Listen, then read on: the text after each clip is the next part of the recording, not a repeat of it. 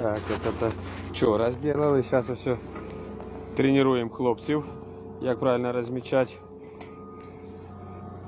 The Russian army maintains the military initiative on the front lines, pounding Ukrainian rare infrastructure with daily devastating strikes, despite what is now being reported in Ukrainian media.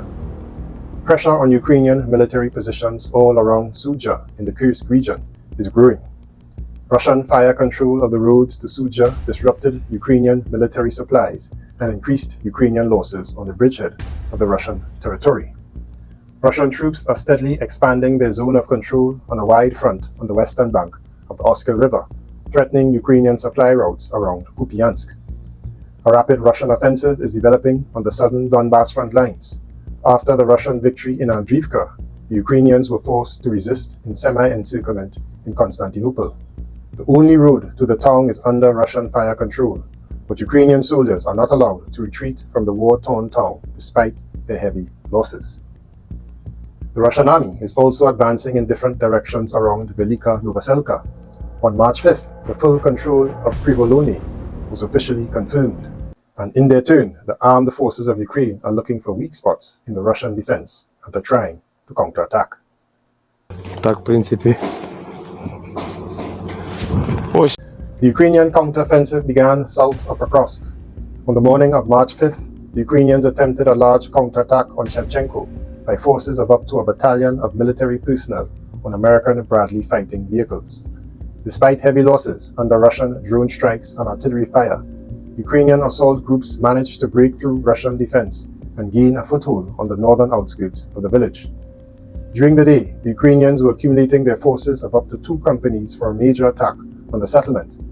They also managed to expand their zone of control along the front, repelling Russians from some of the recently captured positions. At the same time, preventing Russian forces from expanding their zone of control around Kotliny, Ukrainians counterattack near Osmanivka. In the case of breakthrough, they threaten to cut off Russian ledge southwest of Pokrovsk.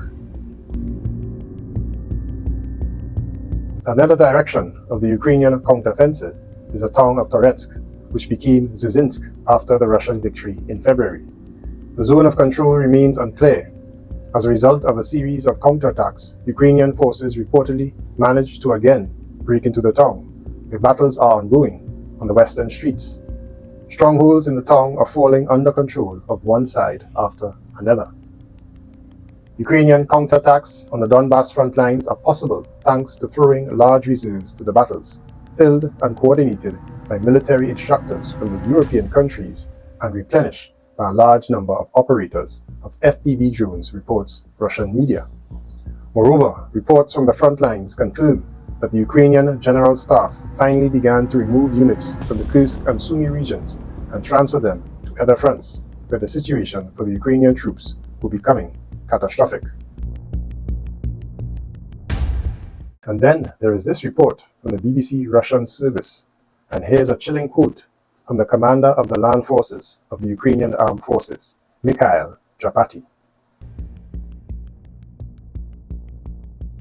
In quotations, the tragedy at the training ground is a terrible consequence of a Russian strike. War requires quick decisions, responsibility and new security standards. Otherwise, we lose more than we have, Drapati wrote. But then he went on to say this. We must punish those who, and I quote, drag the military into outdated procedures, neglecting their security, those who assert themselves not in battle, but oppressing subordinates. So today we will focus on 2 topics in this video: the Ukrainian counterattack at Pokrovsk, how they achieved their success, and what their likely plan is. Then we will discuss the underreported Russian Iskander missile strike on a key training ground of the Ukrainian armed forces in the Dnipro region. And this strike echoes an earlier strike in the fall of 2023 that decimated soldiers from the 128th Brigade of the UAF. Now, as I search tirelessly to bring you update reports and hidden stories like these, it is difficult to sustain the time and detail it takes with YouTube's growing censorship and ad revenue restrictions. As a result, I have created a robust membership program for my supporters, with tons of exclusive analysis, combat footage, and breaking news not shown in mainstream media.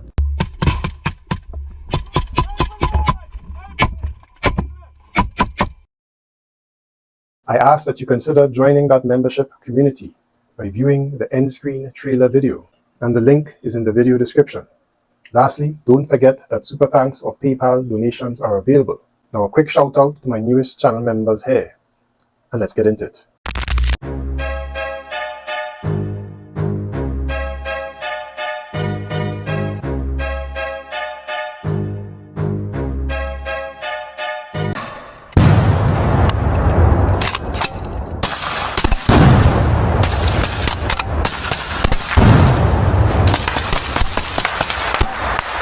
Retreating from their military positions in the Kursk region on southern and northern Donbass front lines, the armed forces of Ukraine accumulated large forces and attempt counterattacks in the Pokrovsk direction.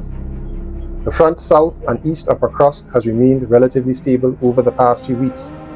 After a number of unsuccessful attacks aimed to take back control of Pishani and Kotliny in the middle of February, the Ukrainian military took a pause to regroup, reducing the intensity of attacks. In recent days, Ukrainian attempts to counterattack resumed in different directions along the front. According to the reports from the battlefield, on March 5th, Ukrainian forces attempted a series of large counterattacks near the village of Shevchenko. This settlement is of strategic importance for the Kiev regime because there is one of the largest lithium deposits in Europe, which the Ukrainian leadership sold to its foreign patrons. The Ukrainian military attempted assault on Shevchenko by forces of several hundred servicemen on armored vehicles supplied by NATO. The Ukrainian military column was spotted leaving the village of Beldika, located to the north, where it came under heavy Russian fire. Most of the Ukrainian vehicles were stopped on the outskirts, but some managed to land the assault forces, which tried to gain a foothold on the northern outskirts of Shevchenko and wait for reinforcements to come. According to the latest reports from the battlefield, Ukrainian forces failed to gain a foothold on the northern outskirts, and Ukrainian assault groups attempt counterattacks on the eastern outskirts. According to unconfirmed reports,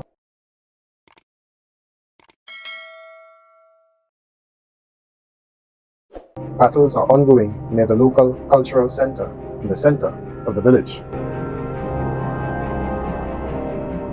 The armed forces of Ukraine also attempt counterattacks in Pishani, located to the west of Shevchenko. Ukrainian assault groups attempted attacks in the industrial zone, but it was destroyed by prolonged battles. Some clashes were reported on the streets. Taking into account the ongoing counterattacks, the Ukrainian military is aimed at cutting off Russian ledge south of Pokrovsk. Together with the attacks in Shevchenko and Pishani, Ukrainian forces attempt counterattacks near Ospenivka. According to unconfirmed reports, Russian forces were repelled from the village, but according to some Russian and Ukrainian military reporters, battles continue in Udachny and Ospenivka. The goal of the Ukrainian military is likely to break through Russian defense and approach the town of Novo-Toretsky from the northern and western directions to cut off Russian forces that are fighting near Kotliny. In their turn, Russian troops continue counterattacks in an attempt to advance to Novo-Sergeyevka. Russian forces are launching persistent attacks in the fields between Novo-Alexandrovka and Nadezhdizenka. Russian control of Novo-Sergeyevka and the bridge there would neutralize the threat of the Ukrainian breakthrough to Novo-Toretsky from the west. At the same time, Russian assaults are pressing Ukrainian defense in order to advance to Kotly-Yarovka, where the Ukrainian military has a large group of UAV operators in the village.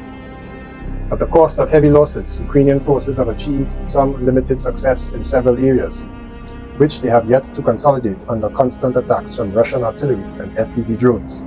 However, reports from the front lines indicated that the Ukrainian command has accumulated large forces to continue constant counterattacks south of Pokrovsk. One of the main problems of the Russian grouping in this direction is reportedly the large number of Ukrainian drone strikes, which increased after the deployment of Ukrainian reserve units and which threatened military supplies and communication between the different units in the area. From the military point of view, the Ukrainian counteroffensive in the Pokrovsk direction is aimed at preventing the encirclement and destruction of the Ukrainian grouping in the Pokrovsk-Vironograd agglomeration and further Russian breakthroughs in the Dnipro region. Ukrainian counterattacks are also of great political importance. In the case of success, despite heavy losses, they may allow Kiev to present at least some victories to its foreign patrons amid the upcoming disaster of the Ukrainian adventure in the Kursk region.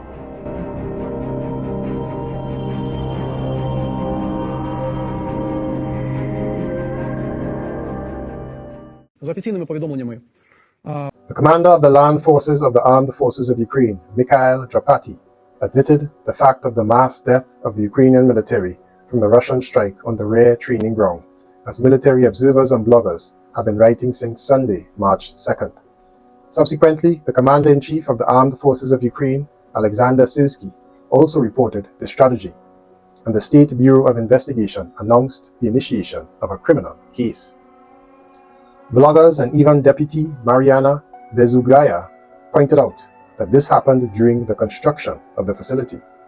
Drapati did not write directly about the construction, but indicated that he would, and I quote, punish those who drag the military into outdated procedures, neglecting their security, those who assert themselves not in battle, but oppressing subordinates. The tragedy at the training ground is a terrible consequence of a Russian strike. War requires quick decisions, responsibility, and new security standards. Otherwise, we lose more than we have, Drapati wrote. Now the investigation of the circumstances of the tragedy continues. I personally follow every step to find out everything by second, because it hurts me too, because it erodes anger from the inside.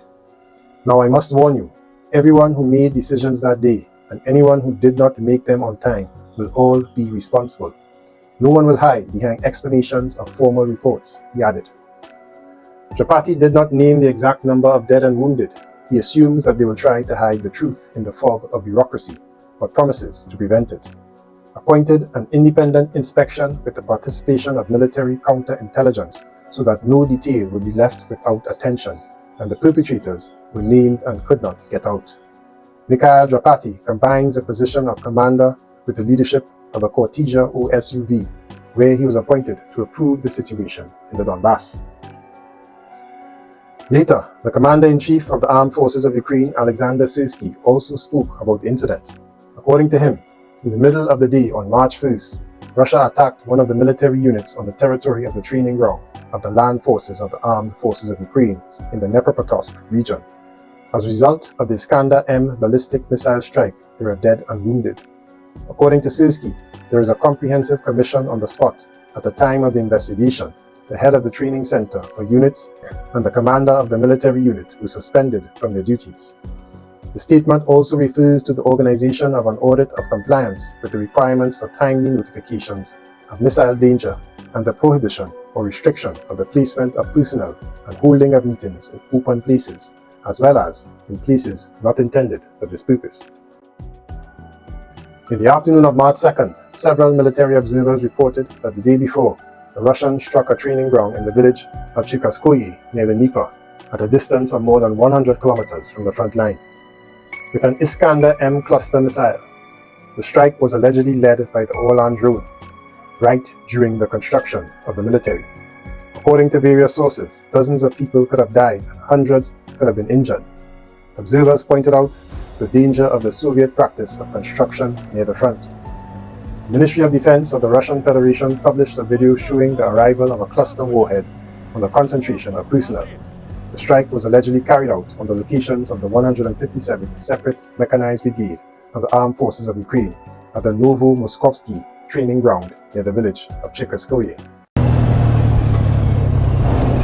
Ukrainian military communicator and specialist in electronic intelligence and electronic warfare, Sergei Flash, who was one of the first to write about the tragedy, suggested that the Russian Orlan over the training ground did not cause the responsible persons the necessary security measures. I will not voice combat losses.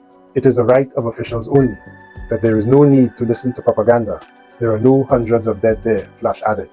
At the same time, observers claim that this is the second such tragedy in a few days. Another one happened a couple days ago in the Zaporizhia region. Another similar tragedy happened in the fall of 2023 with the 128th Brigade of the Armed Forces of Ukraine, when dozens of soldiers were killed during construction. On November 3rd of 2023, in the Zaporizhia region, in a village near the front line, the Russians hit a concentration of military personnel. Then the media, with reference to posts in social networks, wrote that the fighters were gathered to build for the presentation of awards. As a result of the Russian missile strike, 19 military and 2 civilians were killed. Brigade Commander Dmitry Lysok was subsequently suspended. The results of the investigation conducted in the Ministry of Defense showed that the fighters were indeed gathered in the yard of the house to reward, but all the rules of camouflage were ignored. More than 10 cars were parked nearby. At that time, a Russian reconnaissance drone was recorded in the sky, and an air alert was declared throughout the region. The military were warned about the place where the enemy UAV operates. As soon as the missile launch was recorded, the missile danger signal was distributed. However, according to the department, no centralized security measures were taken at the awarding site.